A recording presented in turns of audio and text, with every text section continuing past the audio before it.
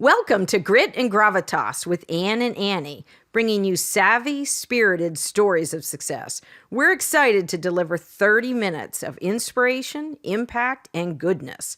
We'll be bringing you guests and friends from around the country who have very special work and personal journeys. I'm Ann Deeter Gallaher, your co-host with Annie Carnathan, and this is Grit and Gravitas. Let's go!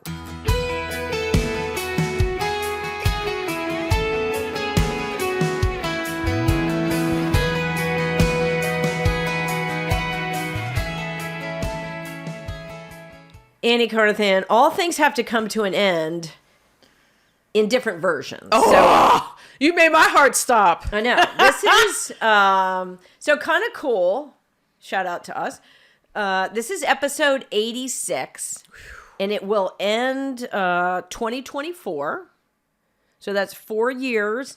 We have been broadcasting Grit and Gravitas with some incredibly inspiring guests. Inspiring for me, and I know inspiring for you.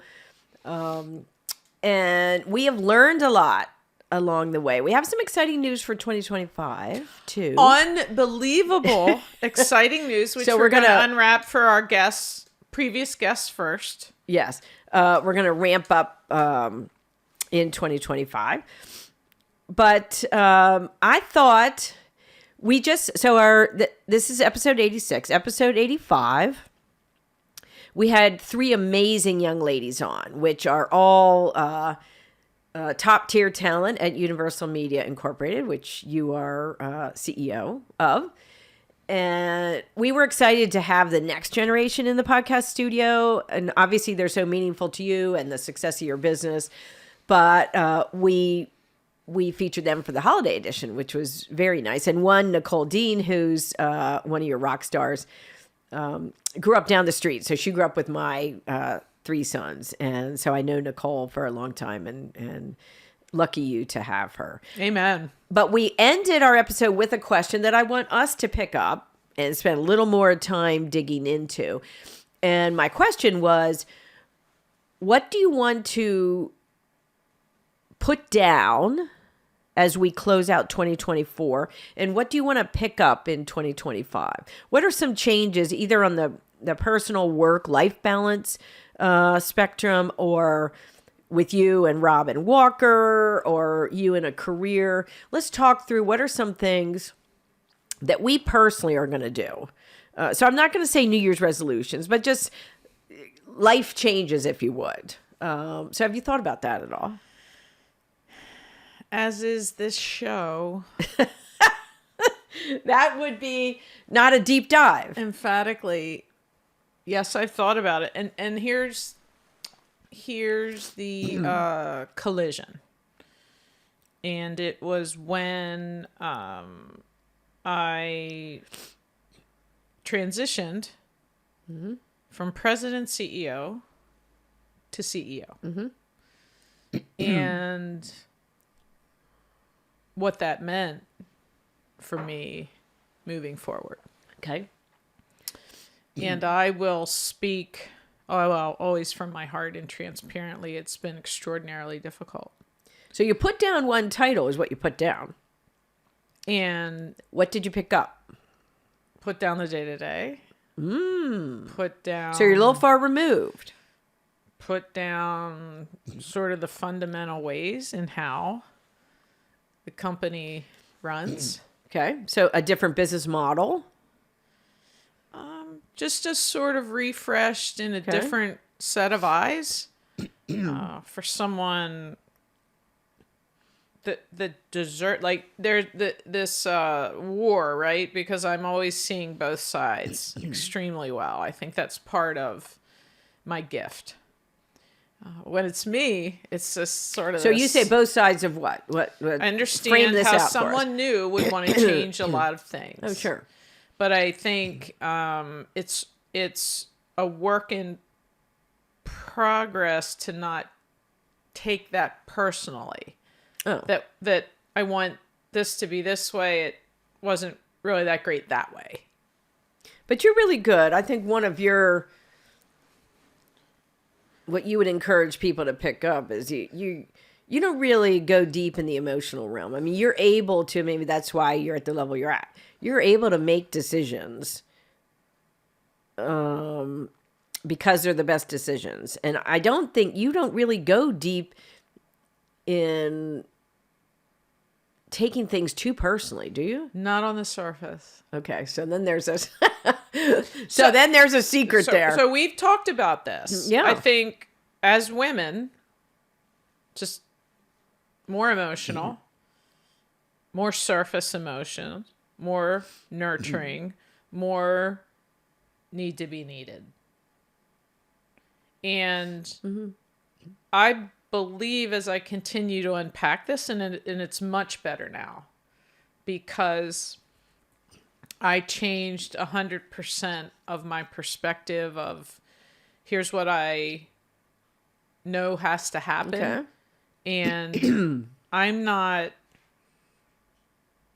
diminished value anything by what someone wants to do in their own vision. Right.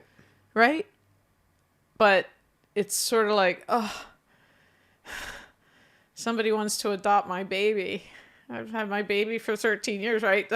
And again, I think that to be perfectly honest as a woman and transparently, when I make a decision or I choose a path, I fully believe with everything I have that it is the right thing. Yeah. And we talked about how one idea can change things, how one idea can be so... How one person, yeah. How one person, and honestly, Anne, you can't do it until it's done. It's Right. And you sometimes do not have buy-in. And I sort of have defined my career by sort of the ant and the rubber tree plant. Well, I think I've mentioned this before. When you talk about buy-in, CEOs, leaders are a different breed of DNA because they have to make the tough calls. And I love this quote by Margaret Thatcher. No great thing was done. I'm paraphrasing. No great thing was done by consensus. You cannot, in my world, I don't love if a company says we want you to do a logo and a brand identity, and here's a committee of 15 people to do it. That's, groupthink. Yeah. And it's group decision. And so no one's ultimately responsible for the decision. So decision. the leaders Right. are able to make those tough decisions. We're not taking a vote. Not everybody on a committee or of a collective would have access to the kind of information that the executive does.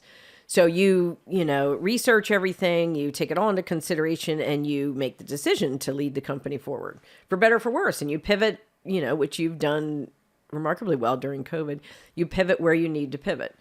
But that's an emotional skill to be able to do that and keep rising, because most of it, who doesn't want to be liked and doesn't want to look back and say they didn't change a thing. It was all, incredible. Well, that's never the case with anything we do. Regardless of who's inspiring or legislating a change, no one likes change.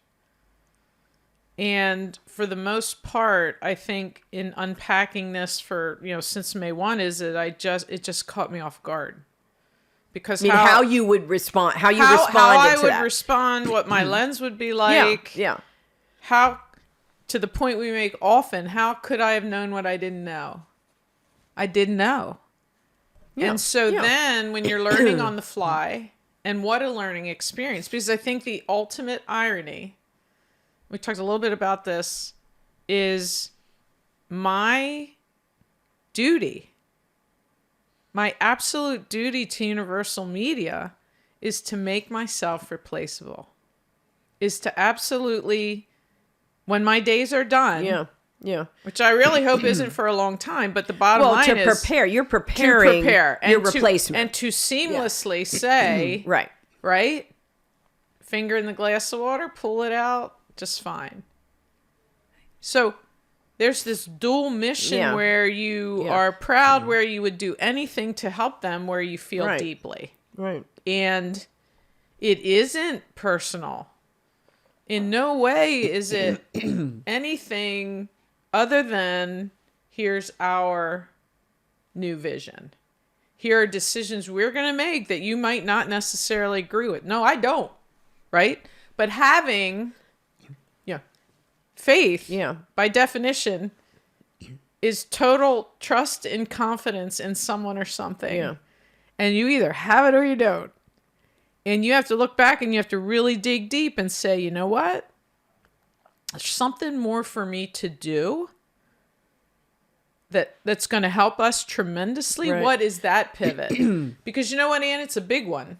Right. Right. And so how do we put the enormous currency on a CEO at Universal Media that's only ever had a president CEO? You know, what is that pivot? How do we define it? Yeah. You know, what do I come to work and how do I be the most impactful? And I think it's a tough thing to say, hey, don't you need me? At the same time, I'm saying, hey, here's ultimately why you're not going to need me. Yeah. And again, put a woman into it. You know, I'm a mom. I'm a sister. Yeah. You know, I'm a wife. I'm a daughter. We nurture people. Yeah. We tend to sort of wear our heart on our sleeve. But there's that constant almost reckoning, Anne, for years where I'm starting to go, to your point, what am I going to keep? What am I going to leave behind? Yeah. I want to leave behind more of the relentless stress and angst that goes with sort of being the only one. Yes. At the executive level. Then it comes off into the other side. It's like, well, that's what you've done. You've given yourself a much, much stronger group of reinforcements around you, right, and look in the mirror like, right. Hey, sweet cheeks. Yeah. You don't have to do this alone. Take a breath. You know what? That email to you and someone else, they're going to answer it. Right. Well, and they may answer it, you know, great. I think one of the things I would like to pick up, which is a spin-off of what you said, is to embrace change. You know, none of us love change. I'm getting better the more time, you know, we have conversations with my own 3 sons who are all in different types of businesses, and Corey. Benjamin just said over the weekend, you know, nothing stays forever. This is going to be cool. So it's coming into the workplace with that mindset. This is going to be cool. This opportunity, because when we put down some things of the past, whether that's a past business model that you're waiting to see, there's got to be a new iteration of that. And we're picking up a mindset of positive change. I think that prepares us for the year ahead with just great opportunities. What we put down opens up some space for what we can pick up. And maybe we're going to pick up something new in January. Maybe it's going to be in June. But being ready, you can't keep overloading the plate. You know, there has to be room for you to pick up new ideas, new people, new opportunities. And so I think going into 2025, picking up that mindset of embracing change and assuming positive change. And we vote, we all have 24 hours in a day. To your point, it's non-renewable. And we all vote with our time. Yeah. We don't vote with our mouth. Right. We don't vote with what we say. We don't vote with what we're going to do. We vote every single day with our time. Yeah. And where we spend our time tells the entire world what our priorities are. And when you said, I want to spend it with more uplifting people, I want to be more uplifting. The uplifters, yeah. The uplifters, because I have basic tenets and foundations in my career, which now I'm like, I don't know how you got there, girl, but man, they have been your guiding light, your North Star. And especially maybe it's the chaos of sales, right? Maybe it's the point Benj makes that nothing good or bad ever stays the same. Yeah. We're all evolving, we're all growing, and we're all trying to really do the best we can. And when I look back and I think, well, I can hold my breath, I can think, what happens if? But just like, to me, that manifests itself. Absolutely. Saying, here's my dream. And the more people that tell me I can't dream it, that's my fuel. Well, I think that's something I want to put down is I'm not going to say I chronically do that. I do that. You know, what if is the whole raft of what ifs that can flood my mind when when I'm faced with a challenge or an opportunity where I want to proceed, but then I do a self-check and like, I don't know, what if? Nobody likes change and nobody likes risk. I mean, that's vulnerability. But I think embracing that, on the what if side, it's a 50-50 chance. So what if we embraced every change in 2025 thinking that we'll excel instead of saying, oh, what if I fail? The natural inclination is to go back and think of the negative. But what if we spend every opportunity thinking, this is going to be great. Risk is fear. I'm going to rock. Risk is fear. Fear is built into the human body, literally, to survive. Yeah. If I said to someone, we're going to go on vacation, just get in the car, how many people are going to do that? Yeah. And I think for you and I to have done what we've done with Grit and Gravitas, 86 shows, all our love language, all a labor of love and pay it forward and blessings from the Lord. And here we are going, oh, hey, what if we tried this thing? And now we have to say to our listeners, please come with us. It's going to be worth it. So now we're going to ask everyone who's ever listened, who's ever been on the show, who's ever helped us to this point. We're going to sort of go here now. We're going to go here. Please come with us. Yeah. Trust us. Stay in the car with us. You're going to love where we're going. Right? We could just as easily continue to do this and be over the moon. Yeah. With who we meet, with the inspiration we have, with what we learn. You and I are lifelong learners. Yeah. It's articles. It's what about this? It's did you read that? Yeah. It's incredible to find someone to grow and evolve with on this journey. Right. Because it's something everyone can benefit from.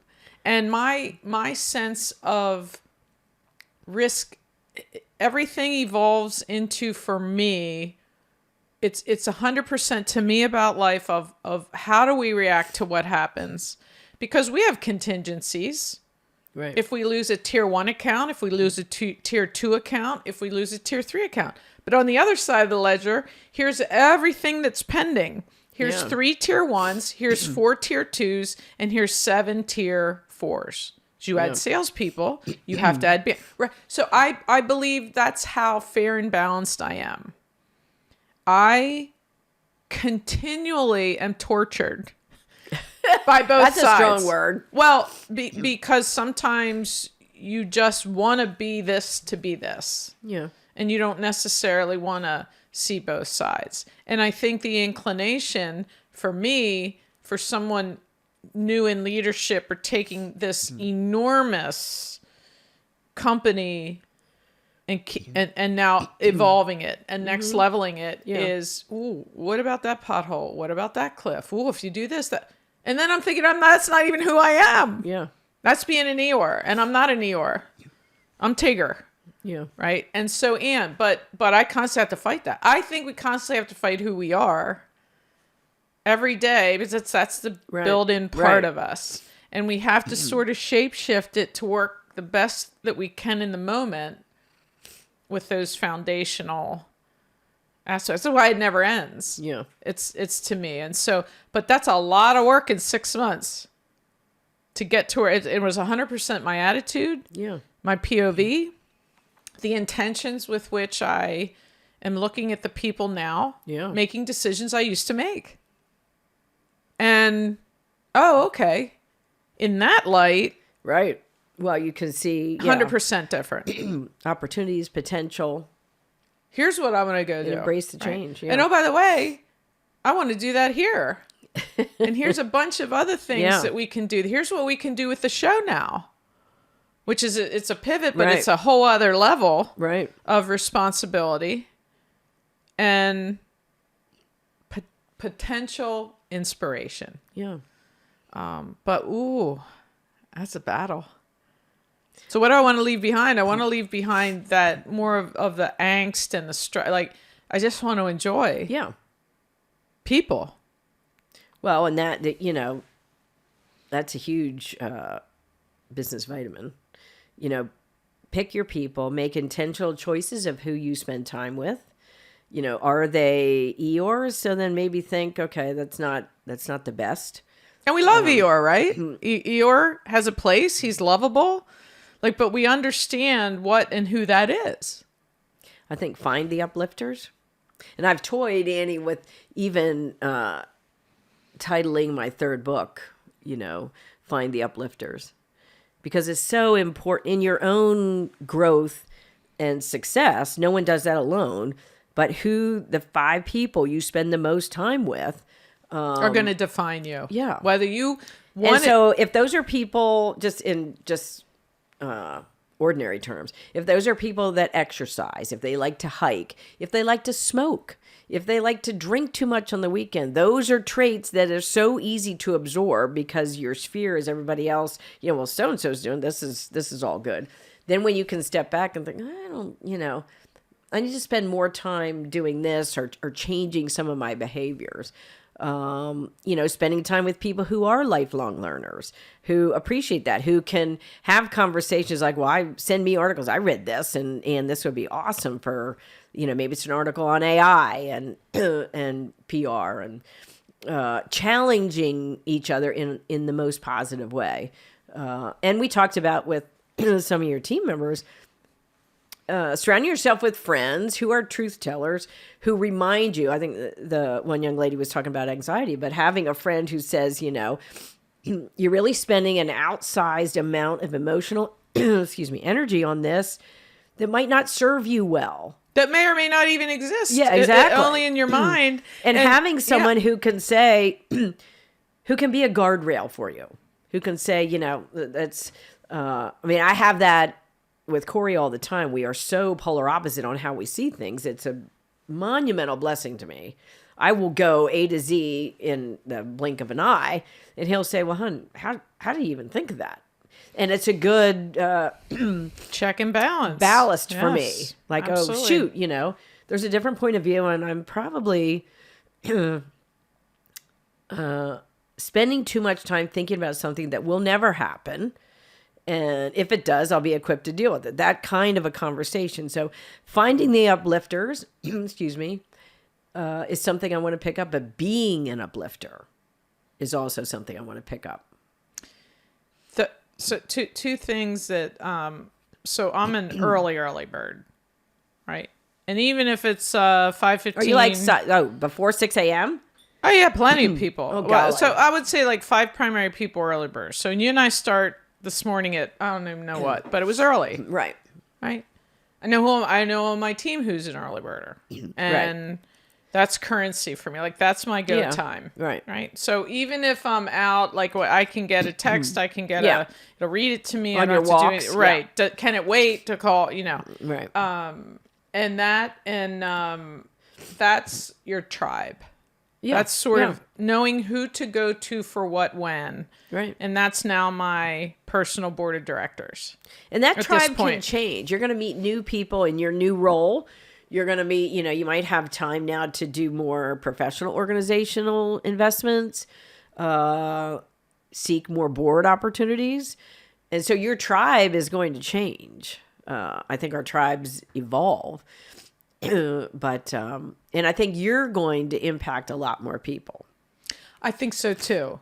And because who is that up to? It's up to me. Yeah. And it's going to entirely be the way I look at it. You have some oxygen to do that. Something is a setback. How am I looking at it? What am I learning from it? There's a reason for it. Yeah. That I'm sure.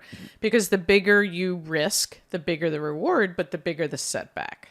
And this is an impetus for a guy probably, I don't even know how many years ago, 20, 30 years ago. And he said he was trying to hire me. Okay. Out of radio, and you're so much, you're capable of so much more. That's like, okay, well, that's sort of a backhanded compliment, but I get it. And he said, you need to go where you have unlimited earning potential, where you're not looking at someone else, you're not looking at a company and what they'll pay you because they'll cap you and all this stuff. And he said, I guarantee you that if you start to look up and start to intermingle, the 10 people that you intermingle with most and their salaries, at some point you'll be within 10% of those. Oh my. So that's now good. When you level up and you're dealing with CMOs and CEOs. Mm-hmm. And so I never forgot about that, because it basically was the company you keep, who you're We've had willing episodes to on grow that. to, right? Yeah, of course. And so I thought, Yeah, it's what surrounding and what yourself did I with the do, best Anne? people. I left, like, people thought I was, there wasn't a single person in my life that when I said I went from what was then Clear Channel, now iHeart, to Universal, went, what did you do? What? For an opportunity to bet on myself. Right. And here I am. And that's the essence of Universal Media. Yeah. So if I look back and I go, okay, I walked in the door to see if I could do something on a national, a regional, national level for all the marbles. This is precisely what I'm saying to our team now. Don't look any further than what I did. Look what I did at Universal Media and how it was rewarded and how I built a career. And now this is my lifelong passion to do that for you. That's awesome. Yeah. And so I think there's always a time where you have to sort of cleanse and shapeshift. And as I get older, I have just an obsession with enjoying what this has cost, the sacrifice, the ability to bet on myself, the ability to go, wow, this is pretty incredible, and enjoy it more through people who I can try to be that beacon for. And honestly, Anne, it always comes back to this show. How do you do the most amount of good in a way that aggregates everyone who has those same intentions? Right. We need to find people that are intentional in the important ways that matter to us foundationally. Intentional, Inspirational, uplifting. I'm excited about 2025. I think my gosh, tremendous potential. And you know, we looked at Be the Light at the Salvation Army, Pact, and just so many things that collide. The Bishop McDevitt Choir, which Walker was part of, just kids and books and your grandbabies who are just extraordinary, and just to see your son and the relationship with you and the grandkids is like, what else is there? And people are tapping me on the shoulder, and there's people from all walks of business, and oh my gosh, I've heard about you. And the aggregator of all that is Ann Deeter Gallaher and Annie Carnathan doing this show and going, you know what? I never knew that about the Salvation Army. I never, and so if you just look at collateral extensions and benefits of that, we couldn't be more thrilled with how many different people we touch for the different reasons that we do. And it was really you going, like, Annie, here's what I do on the subject. Here's why I'm passionate about it. I'm like, right? So you go back to ownership and it's like, I think we can help the most amount of different people through this. No, and Salvation Army is a great example. Universal has come on, like a freight train, helping us to #do the most good. And just been, your team has showed up. They've decorated your tree. They've packed boxes. I think they've helped in the food pantry. So with time and treasure, we like to say. Your leadership and Don Young's leadership in that have been incredible examples of how businesses can get involved and make an immediate difference in your backyard. And, that's the legacy that we're all going to leave. Right. It isn't so much who I was at Universal Media is who I was as a person and how I paid that forward and what mattered. And if someone dusts off Grit and Gravitas in 100 years and they're like, you're not going to believe these women. They sat there talking about a buggy whip, right? And but the fundamental parts of this show will never change either for what it means for women to compete, what it means for women to be in business, what it means for women to succeed. Well, we're giving a roadmap and an opportunity for other women, especially until I think 2025 might be the year of our first male guest on Grit and Gravitas. But it's an opportunity for other women to be inspired, maybe to better inform them of choices they're going to make as they rise in their career. So maybe they seek an executive position or leadership or mid-level management, and just how to find work-life balance if that is possible. We've shared our experiences. So many topics we've touched on and just fascinating people. For sure. Amen. And mainly out of our own curiosity to learn. and we've, the kind of feedback we've had. So I would say, as we close out 2024 with episode 86, we're immensely grateful to every listener and poster and commenter. And the lion's share of those have been in person. People that have come up to us, men and women of every age, who have said, I recognize you from the podcast. Thank you so much for that story or that illustration, because it gave me hope to make a decision. People that have started businesses after learning some of our journey, and that really is priceless. And it's priceless. And when I think of our first male guest, I want people to go, oof, first male guest? That's going to be... And it's not that it was a thing. No, but I mean, like, I want them to go, wow, this has to be compelling, because it hasn't been like we haven't had like options. The consideration. Oh my gosh, right? It's harder to say no. We just said no to another. It's like, you can't be first. We have our sights set, because I want the currency to be on what we think is best for the mission of this show.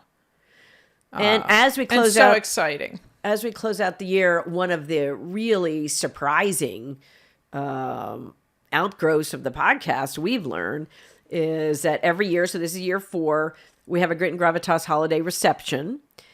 And the network that is formed by all of our current guests, current and past, so from guest on the first episode on up to, just next to last, the 85th episode with your team, these women have gone on to do business relationships and done business and referred and recommended each other for business. And it formed an in-person Grit and Gravitas group, not only online, but we were in the studio. So we had that content that was going out. It's on the Grit and Gravitas podcast.com website. It's on our Instagram. But to see the in real life relationships flourish is an unexpected blessing for me. Incredible. As are you, my friend. No, cheers to you, Annie, for your idea, your nudge. I would encourage other people out there, if you're thinking of doing a podcast, don't keep all that fabulous experience and stories and intellectual property inside. Yep. And share it with us if you think there's someone that can share their story. Absolutely. That just puts it out into the universe in an uplifting way. Have a high gear New Year's Eve. Have a high gear 2025, and we'll see you in January. Cheers. Cheers. Thanks for listening. It's our desire that these stories will bring energy, ideas, and fresh thinking that you can use today. Subscribe to our podcast and follow us on Instagram, and have a high gear day.